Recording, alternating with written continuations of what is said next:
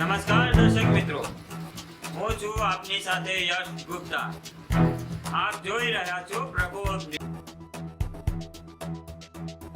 સમસ્ત હિન્દુ સમાજ છોટા ઉદેપુર દ્વારા બાંગ્લાદેશમાં હિન્દુઓ પર થતા અત્યાચાર અને હુમલાઓના વિરોધમાં 17 ઓગસ્ટ 2024 શનિવારે શહેરમાં શ્રી કાલિકા માતા મંદિરથી કલેક્ટર કચેરી સુધી રેલી યોજાઈ।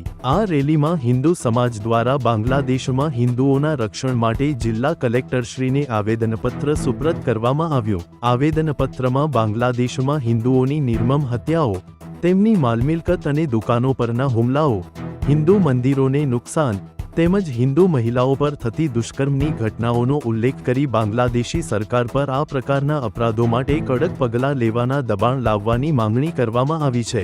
આ ઉપરાંત આવેદનપત્રમાં બાંગ્લાદેશમાંથી ભારતમાં ઘૂસણખોરી અટકાવવાની માંગણી સાથે લવ જેહાદ અને લેન્ડ જેહાદ જેવા કૃત્યોને પણ વખોડવામાં આવ્યા છે। બાંગ્લાદેશમાં થયેલ હિન્દુઓની હત્યાઓ અને દુષ્કર્મની ઘટનાઓના પ્રત્યે પણ કઠોર નિંદા વ્યક્ત કરવામાં આવી છે। સંપાદન નટવરભાઈ નટુભાઈ પરમાર, પ્રકોપ ન્યૂઝ, છોટાઉદેપુર।